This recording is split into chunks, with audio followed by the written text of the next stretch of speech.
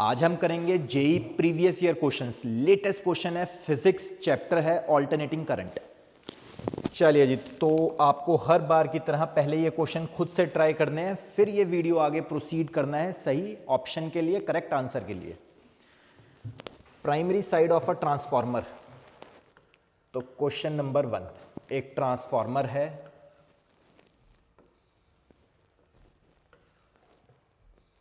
तो number of turns जो आपको गिवन है ना, number of turns primary upon secondary, number of turns की जो रेशो गिवन है वो है 10:1। तो यानी कि प्राइमरी में ज्यादा टर्न्स हैं,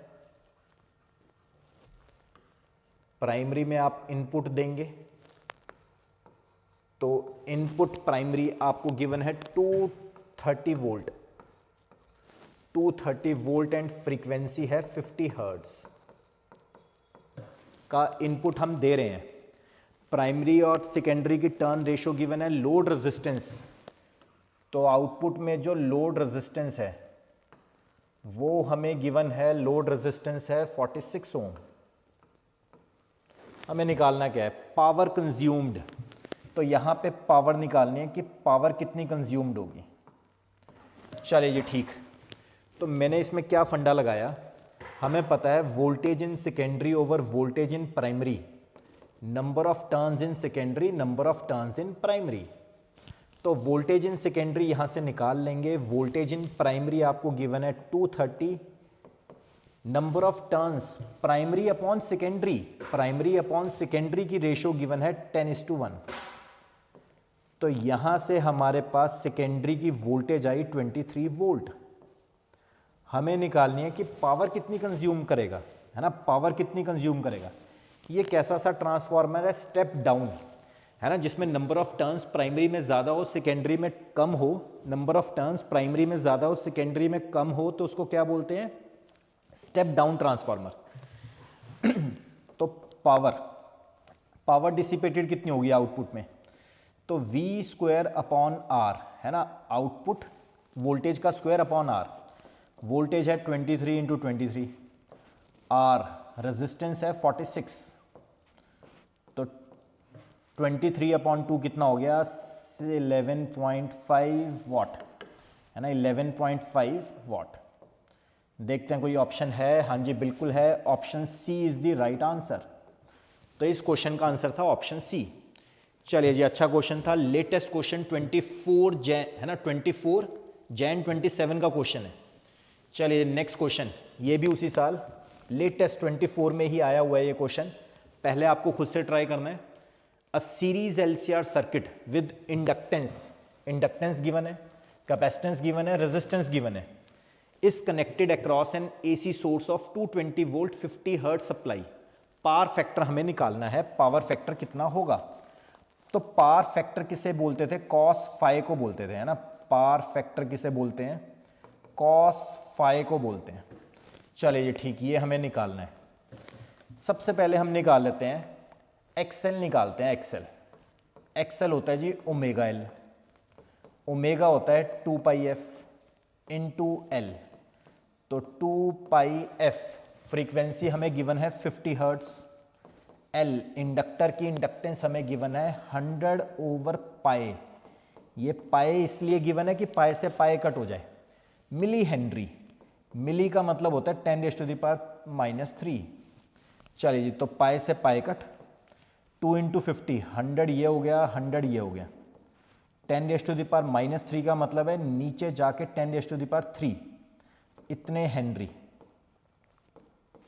है ना। तो ये एल की यूनिट्स थी हेनरी, और हमें पता है इंडक्टिव रिएक्टेंस की यूनिट क्या होती है, ओम, तो इतने मैनी ओम, तो 10 ओम आ गई एक्सएल की वैल्यू, एक्सएल की वैल्यू आ गई 10 ओम। एक्सी भी निकाल लेते हैं, है ना, हम यहां से एक्सी भी निकालते हैं।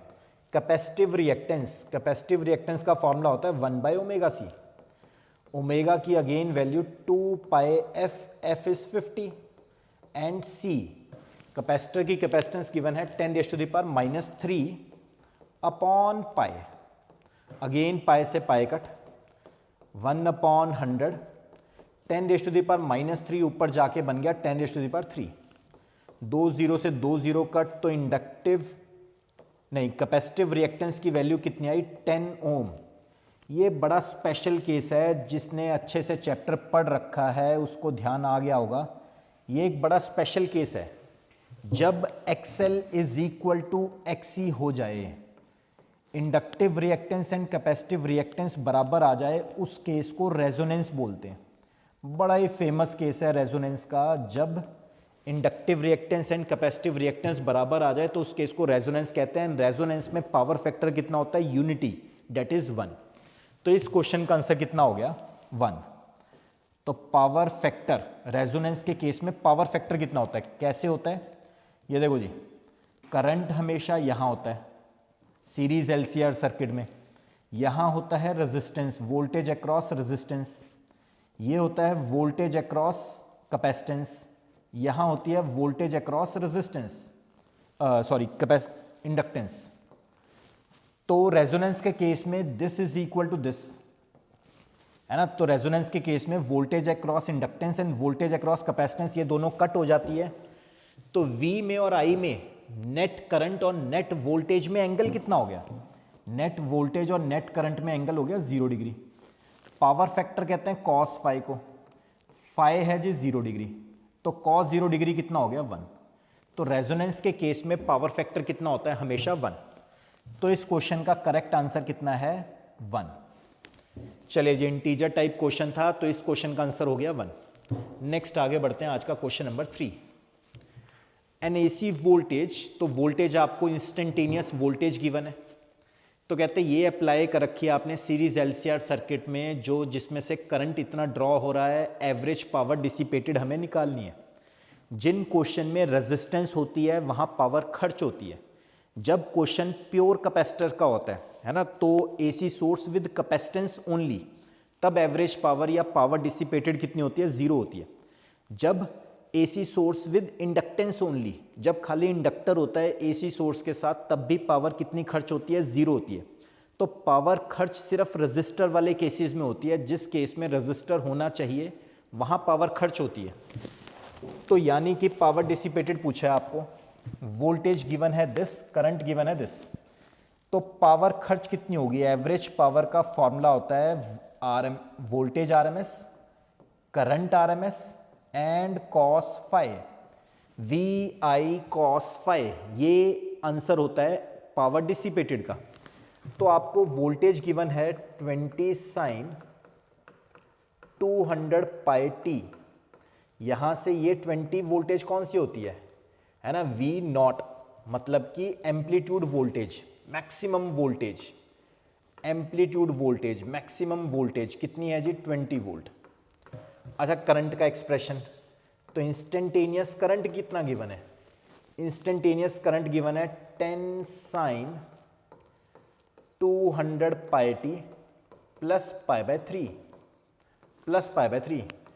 तो इसको बोलते हैं मैक्सिमम करंट I0 या I मैक्स या I एम्पलीट्यूड।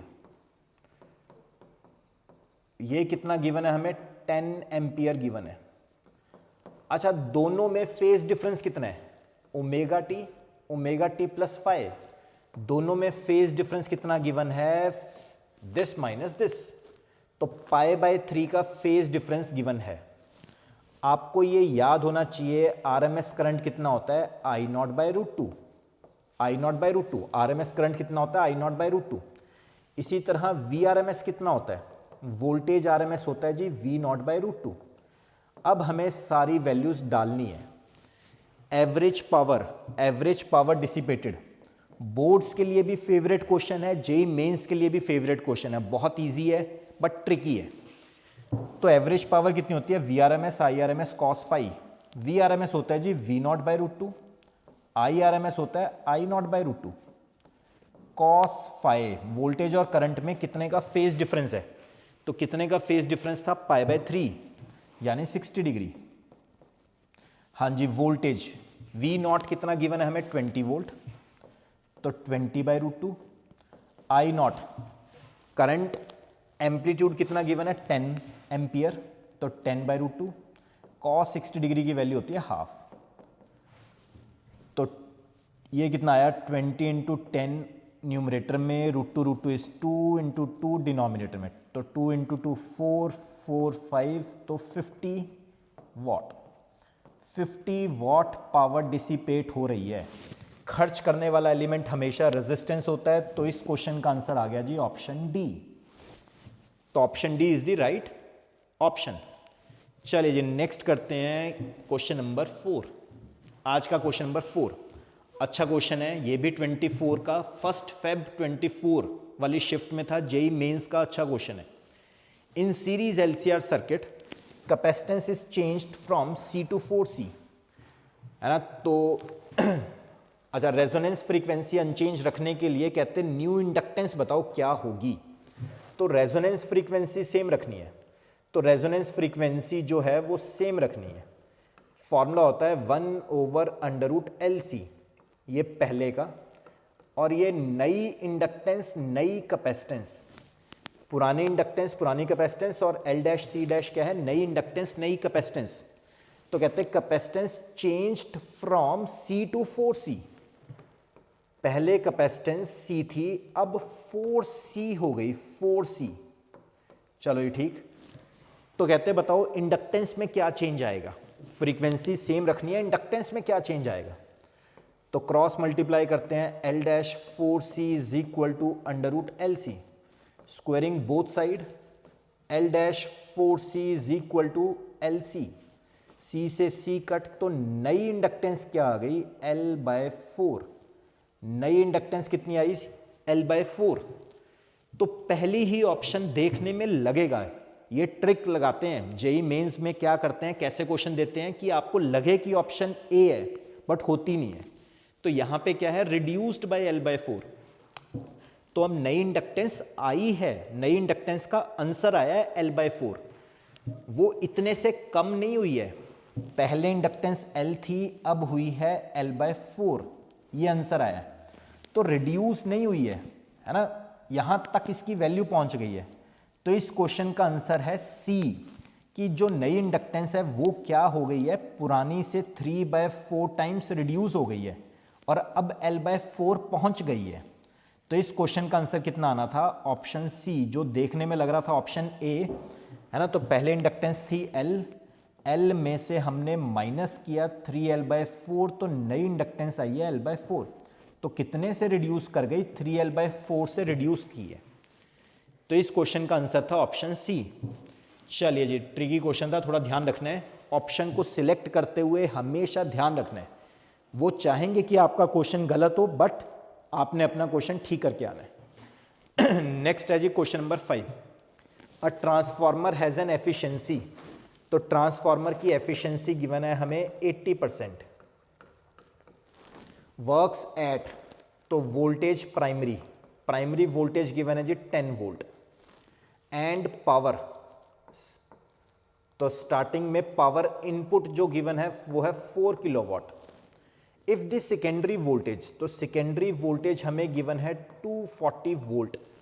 तो करंट इन सेकेंडरी हमें निकालना है कितना होगा, करंट इन सेकेंडरी हमें निकालना है कितना होगा। चलिए जी ठीक। तो एफिशिएंसी का फॉर्मूला होता है output power over input power. Efficiency की कितनी गिवन है हमें, 80%। एफिशिएंसी गिवन है 80%। आउटपुट पावर का मतलब होता है voltage in secondary, current in secondary, जो हमें निकालना भी है। इनपुट पावर, है ना, पावर इनपुट का फॉर्मूला क्या है, 4 किलोवाट। ये हमें गिवन है 4 किलोवाट, हमें पावर ही गिवन है। तो किलोवाट का क्या मतलब होता है, 1000 से मल्टीप्लाई, है ना। तो 4000 वॉट हमें ये पावर गिवन है। वोल्टेज इन सेकेंडरी ये भी गिवन है 240, और हमें करंट निकालना है। तो ये तो बहुत इजी हो गया, 80/100 is equal to voltage in secondary, ये हमें गिवन है जी 240 वोल्ट।